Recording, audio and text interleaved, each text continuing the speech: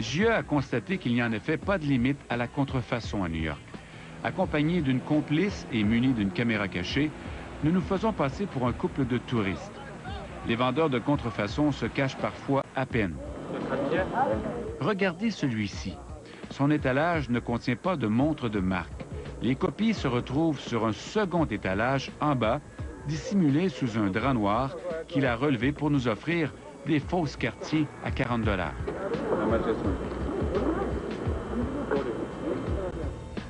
Une vraie sur la 5e avenue Cotobamo, 1000 $. Nous entrons dans une des nombreuses petites boutiques où on ne trouve que des sacs de marques inconnues. La propriétaire nous observe quelques minutes. Puis, regardez bien. Rassurée, elle nous ouvre une porte secrète dissimulée dans le mur. Nous entrons dans sa vraie boutique. À l'intérieur, il y a déjà des clients. Sur les murs, cette fois-ci, tous les sacs portent la griffe de grands designers. Prada, Chanel, Louis Vuitton, vous avez l'embarras du choix. Ten. Huh? 10. 10? Okay. Yes.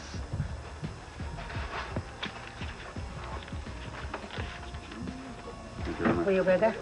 On peut vraiment voir là, des méthodes d'opération avec des faux murs, avec des portes cachées à l'intérieur des locaux, ou est-ce qu'on accède à une deuxième boutique à l'intérieur même d'une boutique légale.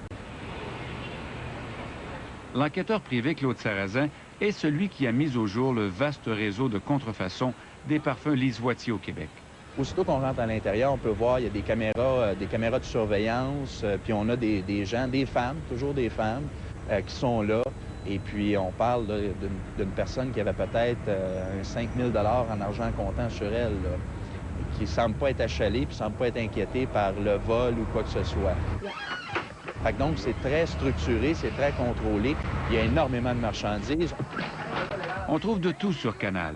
Des vêtements et des bijoux griffés, des appareils électroniques de marques connues et des DVD, tous copiés. Les nombreux vendeurs de DVD transportent leur matériel dans de grosses valises noires à roulettes.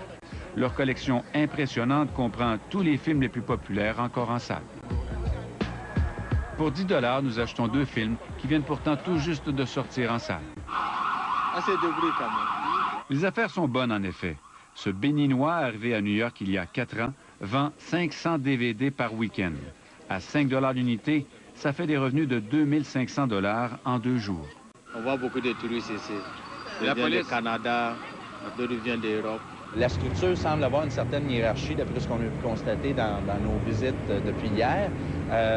On remarque que les gens, ceux qui sont sur la rue, les Noirs francophones, qui semblent fonctionner en groupe. Fait qu'il y a quand même une assez bonne organisation, là. À partir de là, il y a les gens qui sont dans les boutiques ou dans les arrière-boutiques qui ont l'air d'être principalement des Orientaux.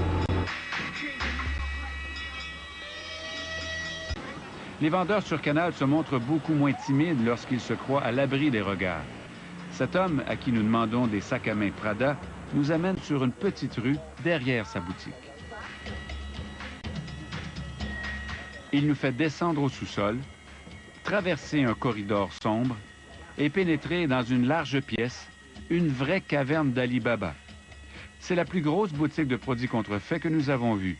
Elle renferme des centaines de faux sacs. À l'intérieur, une femme qui se fait appeler Lucy s'occupe de ses clients. Pour 10 $, nous achetons un sac Coach valant au moins 20 fois plus. Regardez l'épaisseur de la liasse de notre vendeuse. En sortant, un autre corridor sombre nous conduit vers une autre pièce où l'on vend des DVD.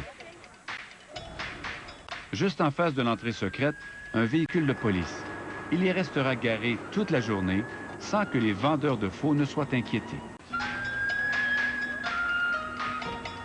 Il y a pourtant des policiers qui patrouillent. Ici, un agent ordonne à un vendeur de foulards de plier bagages. Quelques minutes plus tard, nous le retrouvons à peine un coin de rue plus loin. La police de New York n'a pas répondu à la demande officielle d'entrevue de JE. Nous n'avons pas plus de succès auprès des policiers dans la rue. No comment. No? Just on the... No comment. All the Have a fake nice copies day. here, no? Si on aurait opéré dans des conditions similaires à Montréal, là, il y aurait pas mal de gens qui se feraient poursuivre. Ici, il y a un volume, on l'a vu, presque dans toutes les boutiques, on peut avoir de la marchandise, des faux, que ce soit n'importe quelle marque, finalement. Ce qu'on voit, les policiers semblent avoir un effet de répression. J'ai vu un bon paquet d'interventions, mais ils ont l'air de frapper tout simplement ceux qui essayent de vendre eux-mêmes sur la rue. Les rabatteurs n'ont pas l'air d'être tellement achalés par les policiers. Si le faux génère autant de profit, c'est d'abord parce que le public accepte de jouer le jeu, parce que des gens acceptent d'entrer dans ces boutiques illégales, acceptent de descendre dans ces sous-sols mal éclairés et, au bout du compte, acceptent de payer comptant pour de la marchandise qu'ils savent pourtant illégale. Sur Canal, les affaires roulent jour et nuit. Le soir tombé, comme il devient difficile de repérer les policiers, les arrière-boutiques secrètes restent fermées.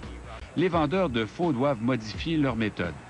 L'enquêteur Claude Sarrazin et une complice se font passer à notre demande pour un couple de touristes. Je suis rentré en contact avec un premier groupe qui était des Noirs algériens qui étaient sur la rue. Et puis, eux, je leur ai tout simplement demandé pour de la marchandise Vuitton. À partir de ce moment-là, les rabatteurs m'ont ramené à une autre personne qui, lui, avait le catalogue. Pendant que Claude Sarrazin examine le catalogue de plusieurs pages, à l'extérieur, cet homme fait le guet. À partir de cet individu-là, j'ai passé la commande et une autre personne, par la suite, est venue me rapporter la marchandise. Donc, si le rabatteur se fait arrêter, il n'y a pas l'argent. Si la personne qui se fait arrêter, qui transporte la marchandise, il y a juste un sac qui se fait saisir à ce moment-là. Puis, dans le dernier cas, la personne qui a l'argent n'est pas en contact ni avec le sac, ni avec le catalogue. Donc, il n'y a pas de motif pour l'arrêter à ce moment-là. Au retour, le Québec n'échappe pas à la contrefaçon.